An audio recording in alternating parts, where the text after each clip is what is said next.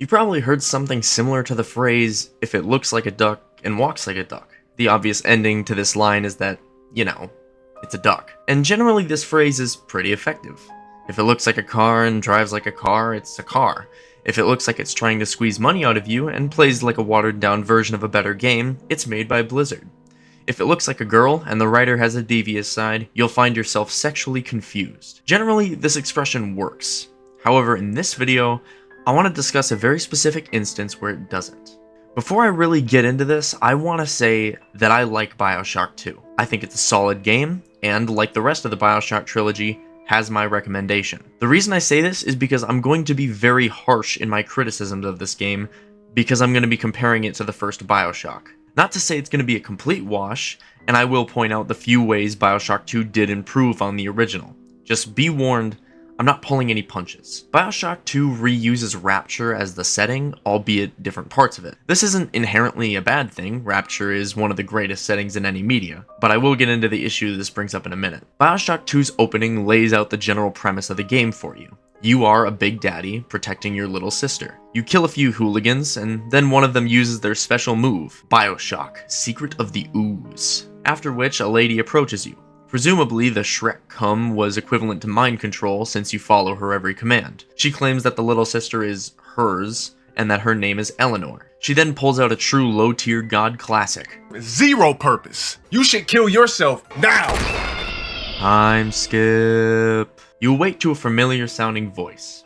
And I just gotta say, right out of the gate, while it's kinda disappointing that a new setting wasn't thought up for Bioshock 2, Rapture is still fucking eye candy. Maybe the team still managed to capture the artistry, or maybe it's just easy when the core artistic principles of Rapture were so strong, but the scenery of this game is one of the few qualities that carried over from the first Bioshock. You're introduced to your new melee weapon, the drill. It's admittedly cooler than the wrench. You can do basic hits with it, or you can hold it down to do continuous spinning attacks. You are then treated to this.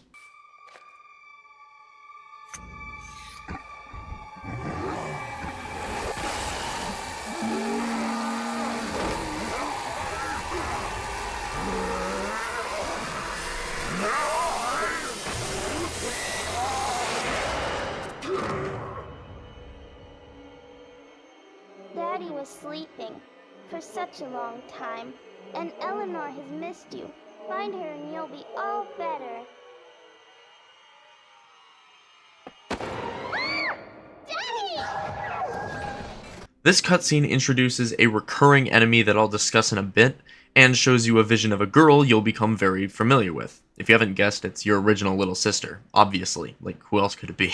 You also get your first plasmid. Okay, so here's the thing. Yes, plasmids fit with the setting of Rapture. Yes, the game provides a story reason for why you, a big daddy, can use plasmids, although it kind of feels like an afterthought if I'm being honest. But why couldn't they have done, I don't know, literally anything else? You have an opportunity to let the player experience the POV of the most intimidating motherfuckers from the first game, and you choose to keep the exact same combat system? Actually, scratch that. There are changes to the combat, mostly good changes, that I will talk about in a minute, but seriously? So you're telling me the only thing that separates old Jackaboy from the monstrous Big Daddies is the fact that the Big Daddies have a drill? I know this system works, but Bioshock was ambitious. Bioshock dared to be different, it dared to shatter people's expectations. In most series, the sequel using the same combat, even if the player has a different perspective, is pretty normal and fine, but after Bioshock 2 changing you into a big daddy and keeping the combat nearly identical feels so disappointing. I'm not saying it's bad per se, and I'm also not claiming to have a brilliant alternative of my own, but the amazing thing about the first game was how it molded every aspect of the gameplay to tie into and justify the story, whereas in Bioshock 2 it's the other way around. Shortly after this, you shock a generator and are contacted by Tenenbaum. Yes, the Tenenbaum from the first game. Hey guys, look! Remember Bioshock 1? Yeah, you like that game, huh? Thankfully, she won't stick around for too long, otherwise my gamer rage would be unstoppable. I mean, it still kind of feels like a, oh, hey player, it's Tenenbaum, you know, from the first game that you really liked, so you can still like this game? Lots of Bioshock 2 is like this, reusing parts of the first game for basically no reason other than to remind the player that the game they are playing is, in fact, Bioshock the second. Now, some might say, well, you must not like Dark Souls 3 then, huh? Cause it reuses a bunch of shit from Dark Souls 1. You must feel so stupid now. No.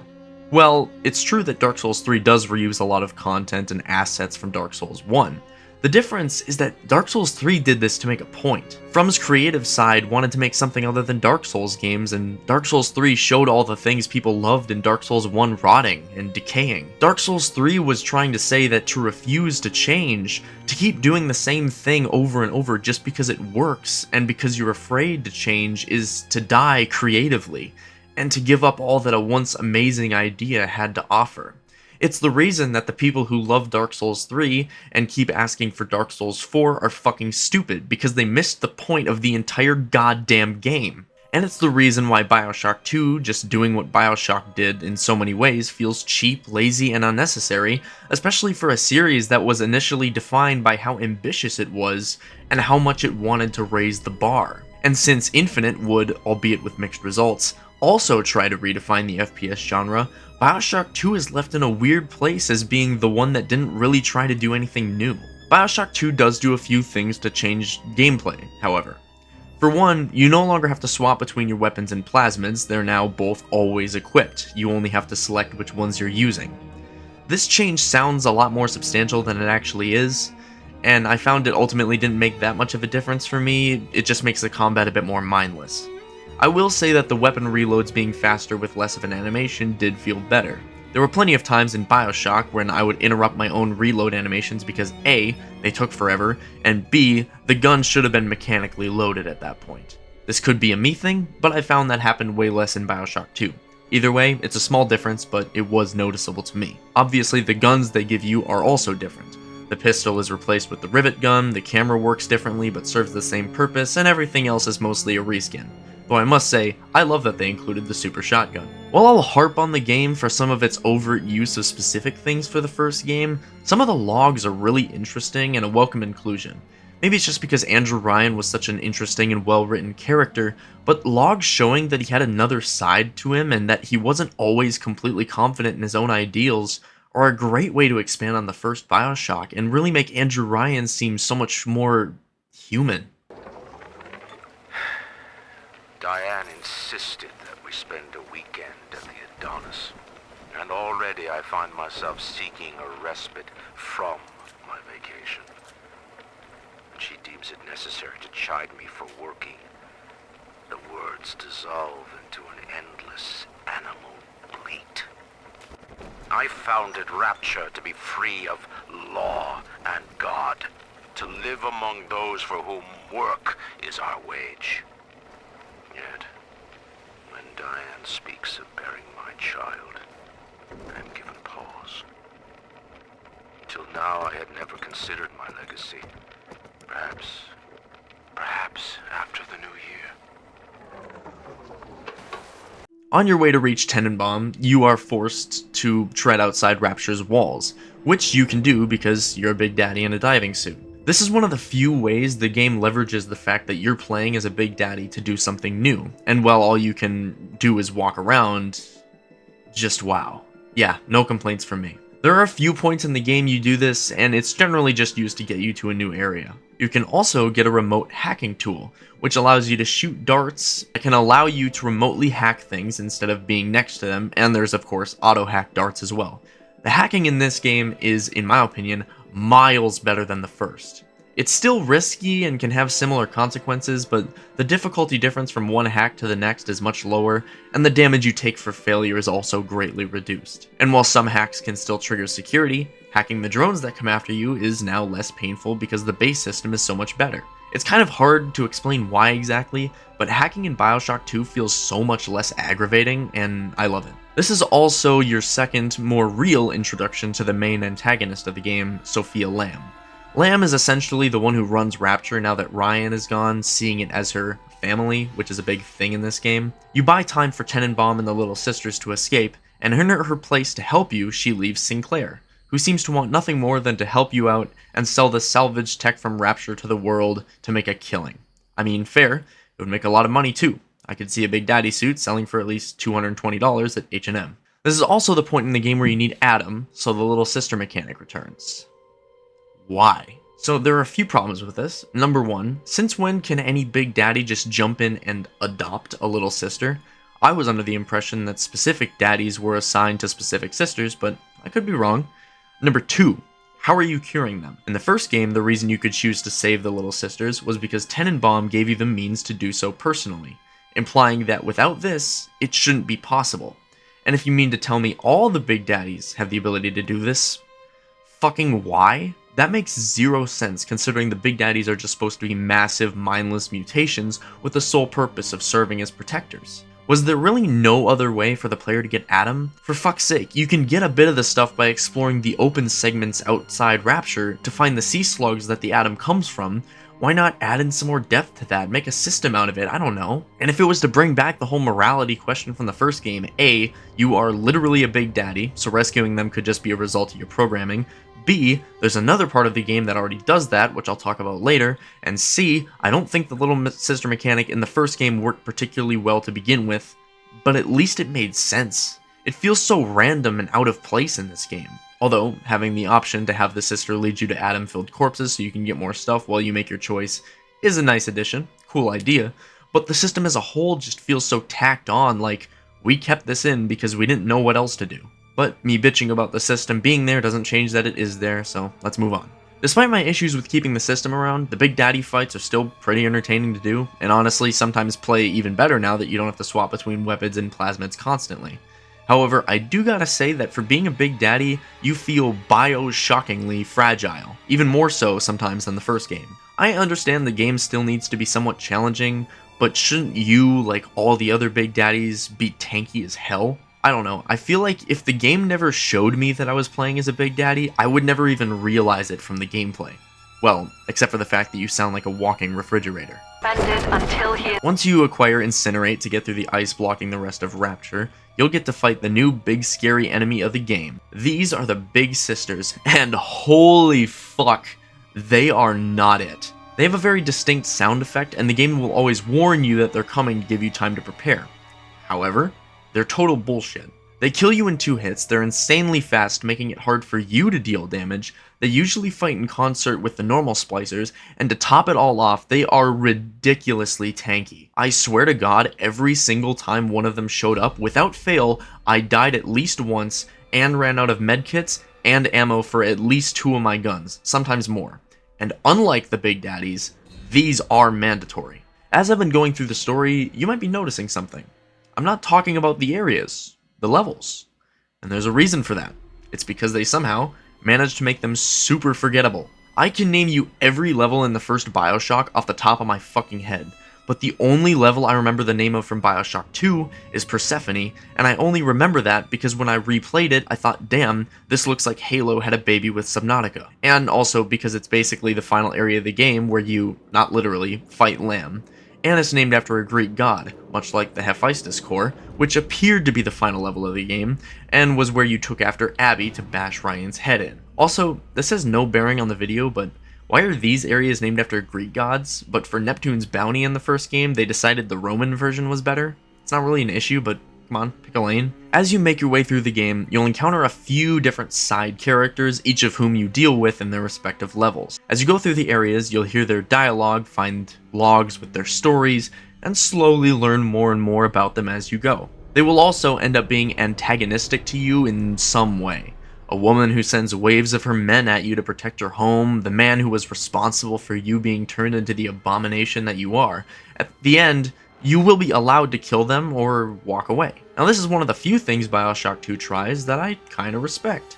It's new, it's inventive, and much like the Little Sisters in the first game, it's a cool concept. Unfortunately, much like the Little Sisters in the first game, it doesn't really work out that well in practice. For one, the game doesn't do a good job of making you resent these people that you are supposed to want to kill.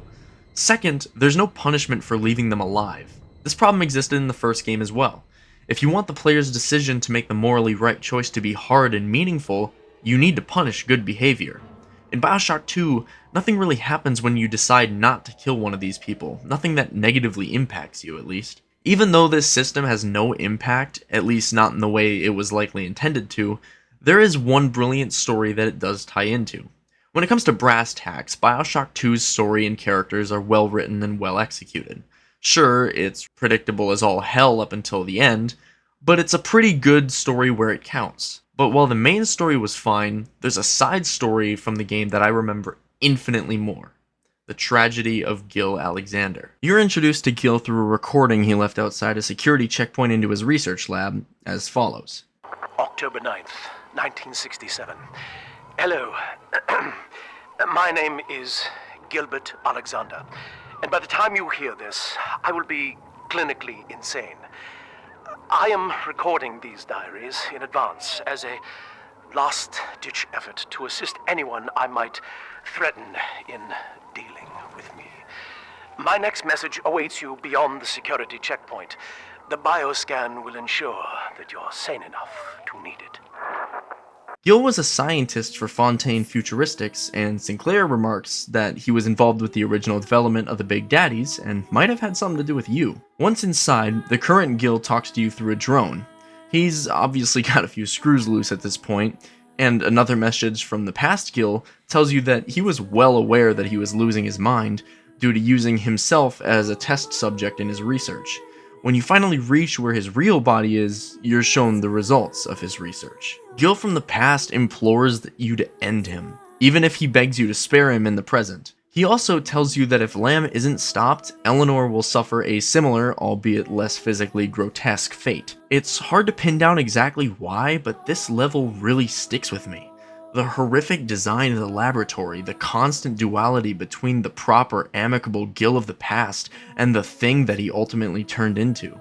The sort of haunting and solemn behavior of a man who knows his fate, and the way that man talks to his presumed eventual killer. It also helps to raise the stakes for the main story, knowing what might become of Eleanor should you fail. It's the most memorable part of the game for me, at least story-wise. I think it's well done and wanted to give credit where credit is due. This brings me to the main story. The reason you're making your way through Rapture is to take back Eleanor, your original little sister. From what I can gather, you, being a big daddy, aren't actually her father, but she treats you as such. From what else I can gather, Lamb is actually Eleanor's biological mother, but she doesn't treat Eleanor as her daughter, more like a symbol or a tool. The obvious theme here is that of family, which is driven in continuously throughout the game. The game never specifies why you, a big daddy, genuinely sees Eleanor as your daughter, or if that's how all big daddies think. I'm not sure. Those details don't really matter to me much. It doesn't always need to make complete sense to have impact. Lamb forces you into a coma by stopping Eleanor's heart, but Eleanor puts on a big sister suit,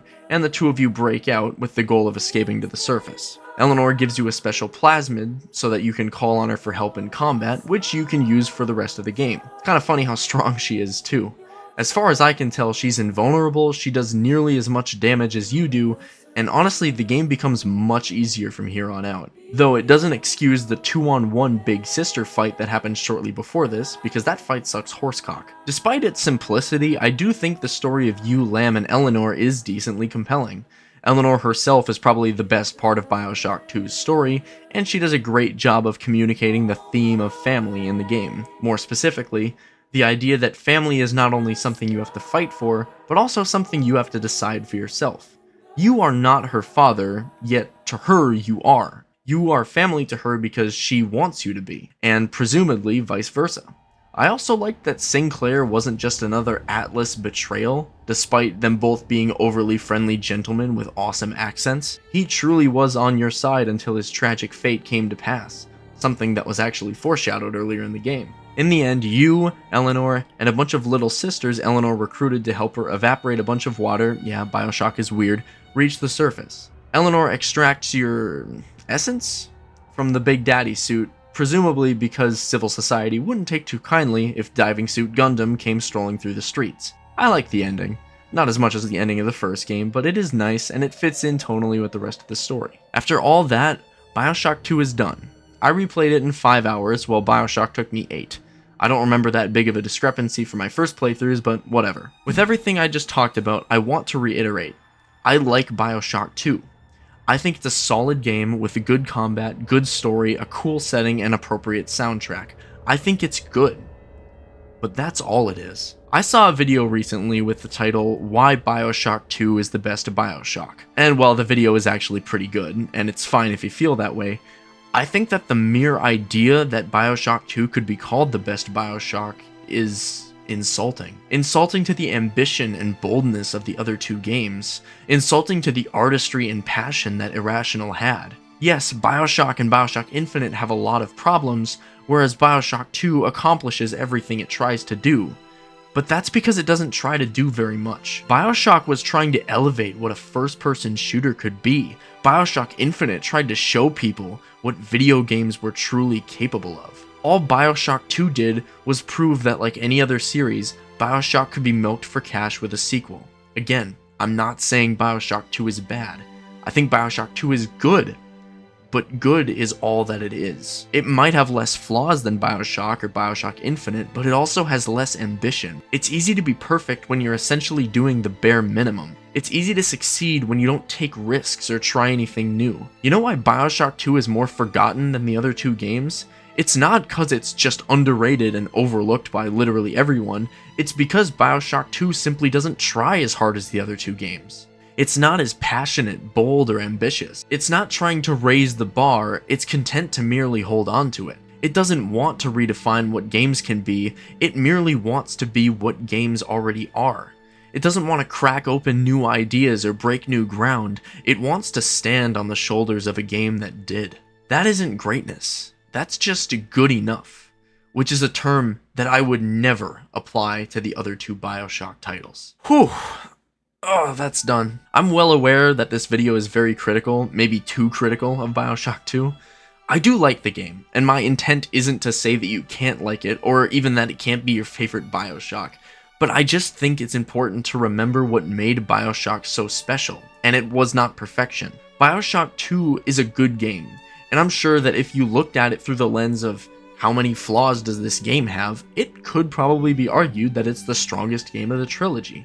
But seeing people dismiss Bioshock 1 as dated and Bioshock Infinite as convoluted and problematic in favor of a game that played it ridiculously safe for an easy payday makes me worried that people will forget about Bioshock, a game that already didn't have nearly as much of an impact on the industry as I feel it should have. Speaking of convoluted and problematic, next video I'll finish this 3-part series off with Bioshock Infinite, which I'm currently making my way through, and in that video I'll address all the issues that game has because it definitely has plenty. Really, all these videos will dump on the Bioshock trilogy a bit, but I wouldn't be doing that if I didn't love these games, even Bioshock 2 to an extent.